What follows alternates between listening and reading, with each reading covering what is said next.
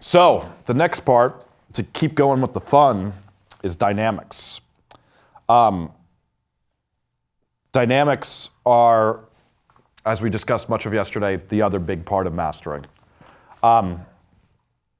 These are mostly going to be done with a compressor and a limiter. The core of mastering, and what a lot of you'll see is, and you obviously have read on the internet, is bus compressor. So your bus compressor is, as we discussed yesterday, a lot of the glue in the mix. It could be the way you shape the punchiness and the transient attack. It could be how you glue it all together.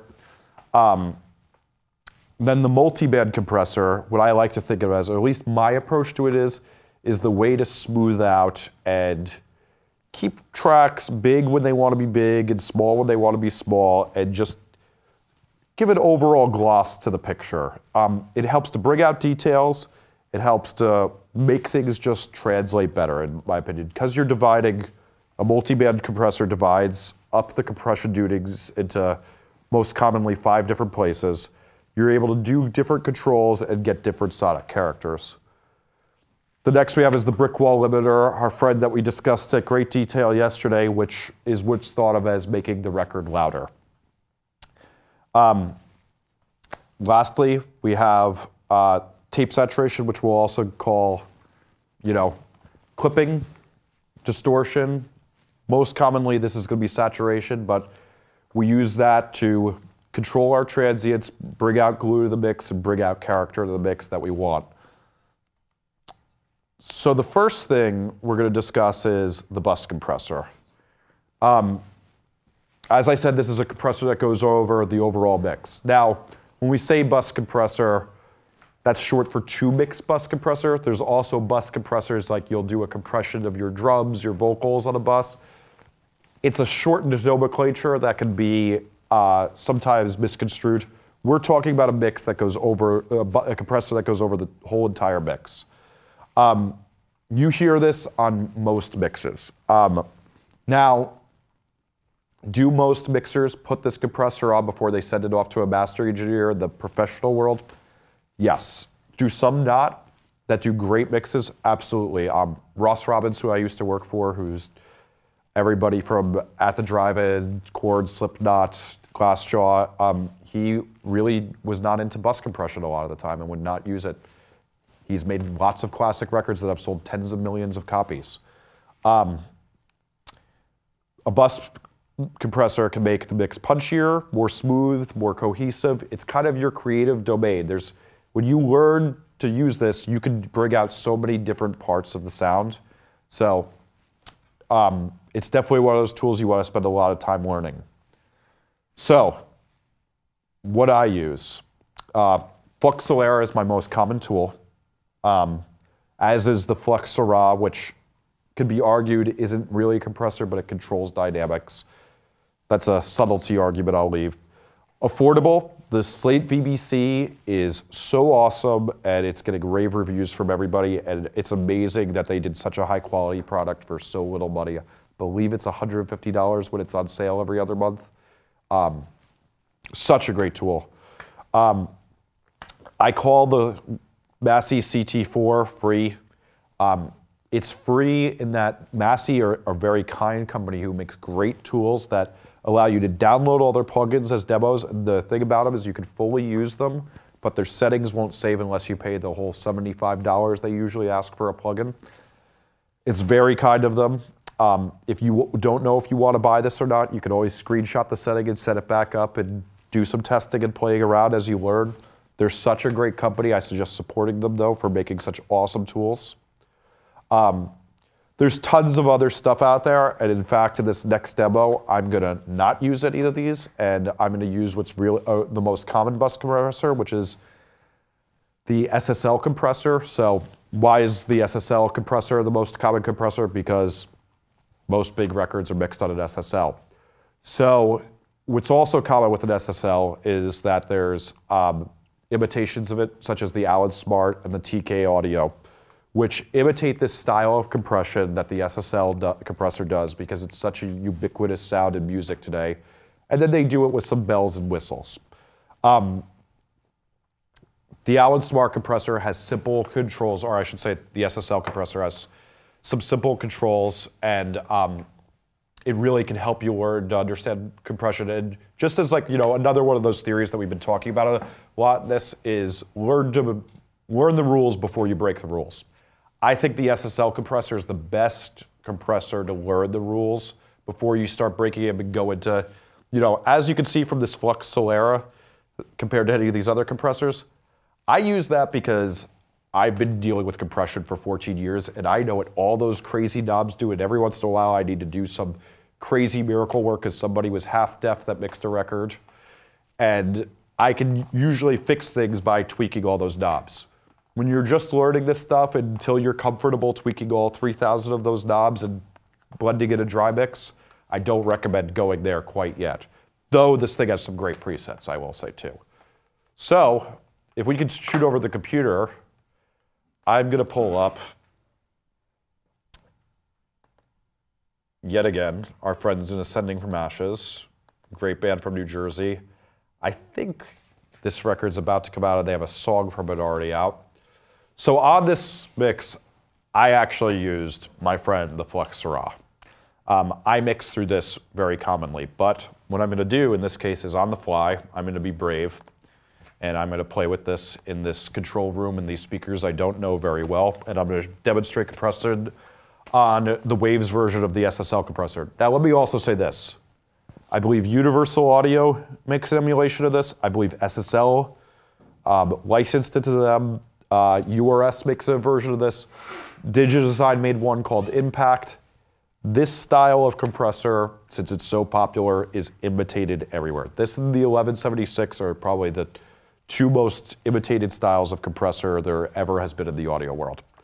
So to show you the basics of it, you have your threshold, your attack, your ratio, your release. We're going to ignore makeup and rate S for a second, since they're not as crucial to what we do here.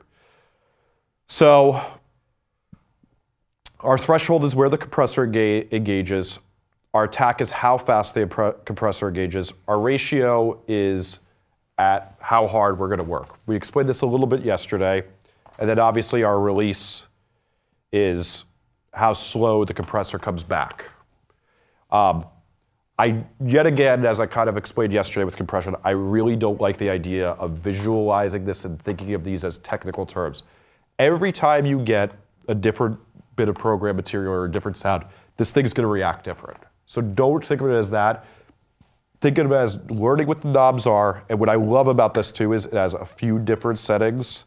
Aside from the threshold, that's the only one that doesn't click into place in the makeup gain. You're able to learn a few specific sounds that are very common settings, which is really awesome and easy to learn off of. So to go over the first thing, our threshold is going to be adjusted every time. You basically turn this up to get the compressor to start working. As I talked about yesterday, what's very common with bus compression is 4 dB is a lot. Like, you are very rarely going to see 4 dB on a mixed bus compressor unless they're blending in the dry version of it as well. That's really, really hard and very uncommon. Do some people do more than 4 dB? Absolutely, but that is not the rare, that is the rare case. It's the exception, not the rule. The next knob that is very important is your ratio. So ratio, while I'm telling you, you have to experiment, what I like to think of ratio as is a lot of the time that's just how hard the compression sounds. What I tend to find is as I turn this up, it sounds more muscular and tough. Now, I will also say this. This one only has 2-to-1, 4-to-1, and 10-to-1. The Allen Smart has some settings in between. Allen Smart was the guy who actually designed this, and then he went off on his own and he made his own version of it with a few more bells and whistles. But 10-to-1 is a very not common setting on this compressor. The 2 and the 4 are your most popular ones. If you scroll back and forth between this, you tend to learn their sound. 4-to-1 just sounds tougher and more hard. When I want it a little bit more wimpy and I'm going, this is a little aggressive, I go down to the 2. I usually personally, if I'm mixing with one of these, I mix off the 4-to-1. So as you can see on the attack knob next, there's 0.1 all the way to 30. Those are milliseconds, so we're talking about a sliver of time that is so fast. even 30 milliseconds is, the sound of a snare drum is, usually about 100 times, or I'm sorry, 10 times longer than 30 milliseconds. So the amount of attack we're talking about is literally the first amount of when the sound's happening here that you're adjusting. And part of that is because we're trying to catch the early sounds and shape the transients that happen. And when I'm talking about transients, I'm talking about the way a drum hits into a compressor. A lot of the big difference we hear when we hear these unmastered and mastered mixes is the way the compressor catches the beginning of the sound. The funny thing about this compressor that a lot of compressors don't have is this nice little setting that seems very comforting to you at first called auto. So the SSL is famous for this setting, and that the auto is kind of this pleasant one that that they designed, where it's kind of a mix of a fast and a slow release. So with this fast and slow release, this is one of the more reasons that this compressor is so popular. A lot of people find this to be a nice happy medium of letting transients go through but bringing out some of the beef of a song. You see a lot of guys who basically could rip their SSL compressor off on the release knob because it's just on auto. I am not personally one of those. I use auto and 1 and 3 a lot. The other two settings, not so much. So the last thing I'll discuss with you is the makeup gain, which I actually don't like where it's set, so I'm gonna mosey that on down real quick. So the makeup gain is, when you're compressing, you're obviously turning the volume down. This is to bring the volume back up. To the last setting you're going to touch in here. Let's go in and start listening to this thing work a little bit. So what I tend to do, since we're about to be on a setting from Ashes, they're a heavy band. In general, I'm looking for some punch out of my bus compressor. So punch in general, and this isn't always because all programs' material is different, slow release, so slow release being a higher number, so 30, and fast attack. So I'm going to go from this 1.2, which is the opposite I want, which is 1.2 seconds, which is obviously is a very long setting when we're dealing in milliseconds, down to 1 millisecond. And I'm going to try listening to it there first. So let's take a listen.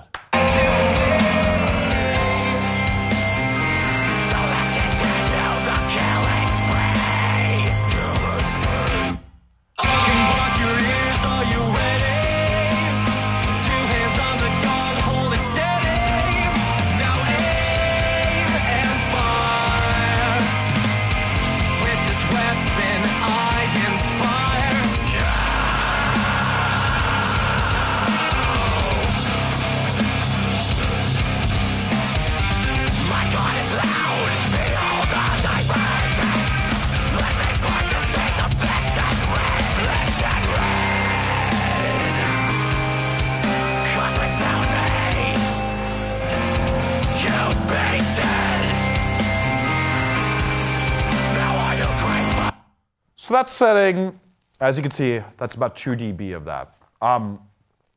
Did you guys hear anything particular when I was kind of turning that on and off? Like, the big thing I hear is that the drums don't sound as glued to the mix and they sound very freestanding. And if anything, I can almost hear, I will fully also tell you, the drums in this mix are just triggered slate drums. And there's no live signal, which is something I don't do almost ever. And I tend to actually, the funny thing about this always is I hear that the drums are less played and more fake when I turn off the bus compressor. There's something about the way it brings the transients down that separate the glue of the mix down. Did anybody else hear anything they'd like to talk about?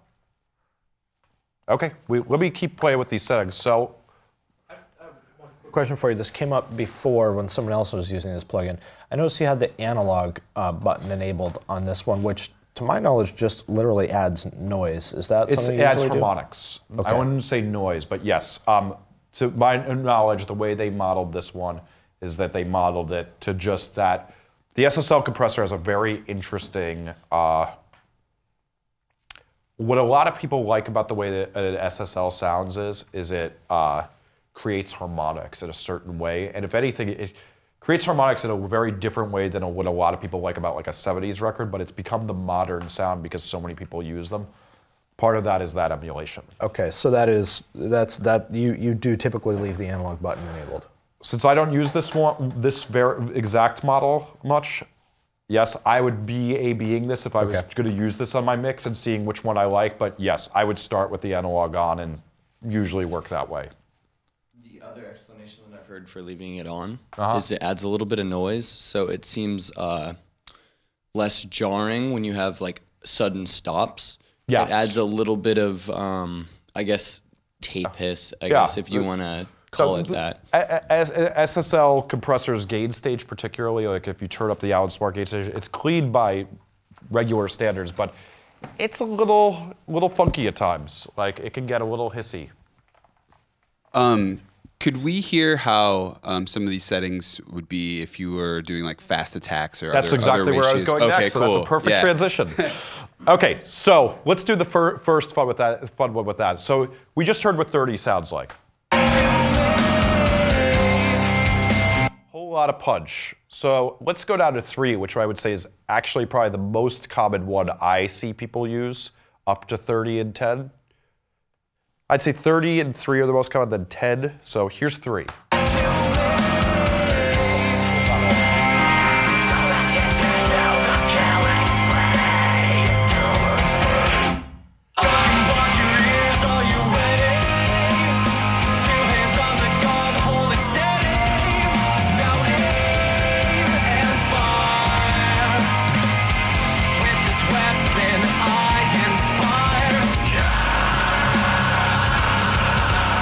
So obviously it's not as easy to do a quick A/B with this because I have to adjust the threshold, and that's one of the many parts that makes learning compression no fun, is that you're not able to do these direct A/Bs. I mean, you could set up 2 tracks and I could duplicate these and gain match them and everything if you really want to get into how you learn it, but what I hear is the way the kick gets it gets a little bit more flubby and just not articulate in a way I like. It's not that guttural punch from the kick drum that I love, and the snare doesn't feel like somebody smacking me in the face the way I like in a metal song.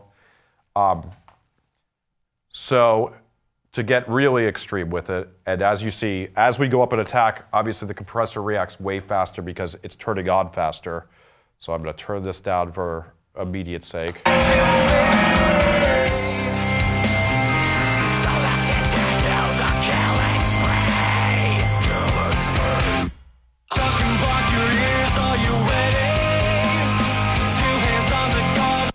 So even with this turned all the way down with it on the top setting, it's still giving way more compression than I would ever want to hear on this and working way too fast. Now, if you're doing a Andrea Bocelli record, a little bit of that right there could be a really smoothing thing because you don't have these insane drum transients, or you're doing a really distant room mic band. That setting sometimes can be really, really cool. So to get back to a more reasonable place, let's go back to our happy medium. We'll go to 10 this time.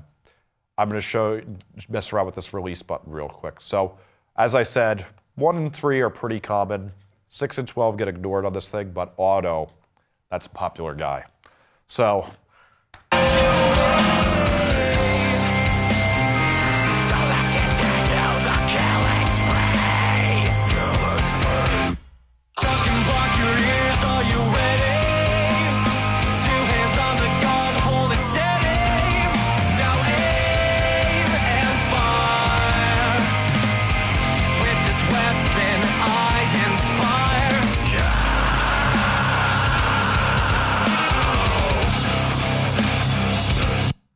it's a lot easier to compare release without hitting that knob. Would you guys hear when I went from auto to 1?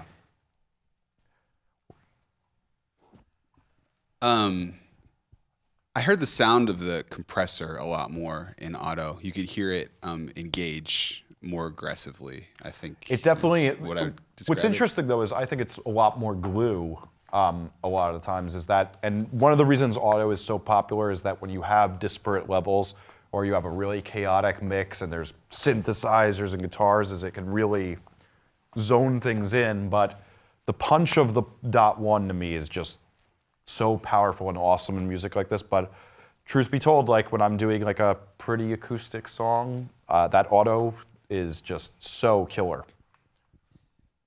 I I felt like it was, yeah, it was a lot more visible. Like it almost seemed like the volume, you know, as we talked about the volume. Yeah, like someone is just tweaking the knob back and forth, which is obviously what the auto stands for. But it almost got to the point where it distracted a little bit. Yeah, and took away. I from agree. it. And I think that's one of the good theories that we touched on yesterday is that I think in general you don't want to hear, you know, there's the great saying, you don't want to hear faders moving in a mix, and you don't want to hear your compressor working. It's great to hear the sound of compression because compression is a very pleasant sound to all of us, but you don't want to hear that it's the gerbils in the cage are running around. Do we have any other questions on this compression before I move on to multiband compression? We have just one interesting comment, Sure. which was I was taught to allow the transients through and compression to take effect, engage afterwards.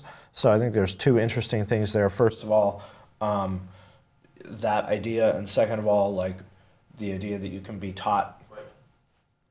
Second of all, the idea that you can be taught, you know, blanket principles that would work for anything. Well, yeah, I don't think, you know, there's exception to every rule, and even with that, yes, I think it is pleasing to let transients through. I think that's a pleasant sound to most of our ears. I think that's the general consensus. But letting transients through, I think, is a little too blanket of a statement because technically, you could still be in a transient of a kick. I mean, depending on what you really want to call the transient, at 30 milliseconds, especially with this trap music these days. The bass drums last 400 milliseconds at times of like just the first of it, and like, so that's a weird thing. But yes, I would agree that generally when I'm compressing drums, I want to let the transient through. But here's the exception to that. We've all heard when your friend first gets his FirePod and he mics the snare.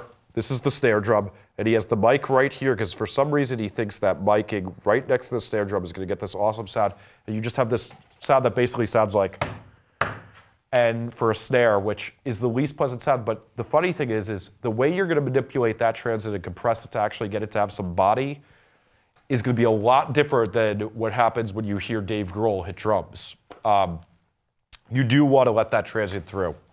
But you want to let that transient through when it's a good transient, and you want to shape that transient to be the way you want it to sound. The way you shape a transient between how you would do the Bee Gees drums compared to these drums is a total different transient shape, and you need to learn. You know, truth be told, I love doing dead 70s drums. I do them all the time, and when somebody calls me up and says, I have a disco song to record on drums, I am excited even though I don't want to listen to it. I'm excited to do those drums because they're fun and different, and I learn from it. I did realize we didn't do something, so right here, this one's a lot heavier. This is a Manley Vari-Mu. This is one of the most common mastering compressors there is. It is an awesome, awesome piece of gear, modeled after the $25,000 piece of gold joy and gear nerddom, the Fairchild compressor. A Vari-Mu is a type of compressor that has a specific release and attack. So what you can see though on this is if we get into the settings, is these settings are pretty much all the same as what's on here. There is an exception of that this has a dual input, which allows you to how you stereo chain your compressor, which is a pretty more advanced setting than this. What that basically does is it allows you to say how much of the left and the right are interacting with each other in the compressor. Do you want the compressor to operate pushing down the left and the right as two independent things, or should they act as one? That if the right's what's causing it, should the left get pushed down too? That's a great setting, but that's really the only difference in this. And then obviously the other difference is this has really awesome tube circuitry in it that warms up your sound.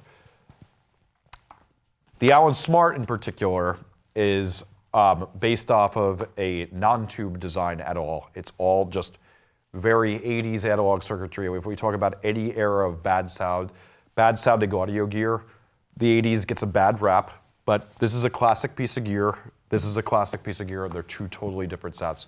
Now, if you have a really cold mix and you're looking for analog vintage sound, you cannot get better than something like this or some of Manley and Chandler's other pieces that have great transformers with tons of color and sound in it. But if you're looking for the digital precision, which is being more and more common in metal, hardcore, and dance these days, this may not be the piece of gear. It's going to do a lot of color. It's going to do, impart a warmth that you may not want or you may want. Basically, though, what I would say is big differences. So this is called a Vari-Mu compressor, whereas this is the SSL style compressor.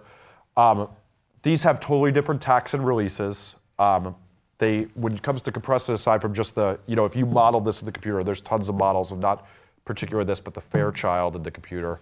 The way it attacks and releases and works with those transients and works with that compression is totally different than this one. And when you see all these models for compressors, that's one of the big things. Like, the other most popular one I mentioned is the 1176 compressor. So 1176 is not really a bus compressor. That's this compressor that's been passed down to be a great vocal compressor, guitar, drums, all sorts of things. But it doesn't handle the 2-mix bus well. It also didn't help for them getting popular that most of them were very noisy when they first came out. So you did not want them weird hum that they produce all over your tracks. Whereas this imparted this amazing sonic color, like the Fairchild or this and the Pendulum Audio version, which Alan Douches uses at West West Side, just sounds amazing. So obviously, while I said this is great to learn off of, you can also go over, mess with, there's tons of different bus compressors. That Slate variable bus compressor has a couple different ones. It even has the new Shadow Hills compressor there that lots of people are using on big rock records that has tons of different dials that you can use to shape the sound. And as you get to know these, you can move up and learn to use all the things like the dual input and stuff like that. But those controls there are the core of what your compression is and what you're gonna learn off of and like do the majority of your shaping sound. I will tell you the absolute truth, I've hit that rate S button about 5 times in my life. You don't need it to make everything great. Yet again, there's also presets in here for you to learn some of the settings. So with that, I'm gonna step this down. Did you have a question? Yeah, I was just hoping we could listen to the different ratio settings. Sure. With So that, let's do just to that. see how it is when it's crushed. I'm gonna get this back to the setting I liked it at before we do that. So.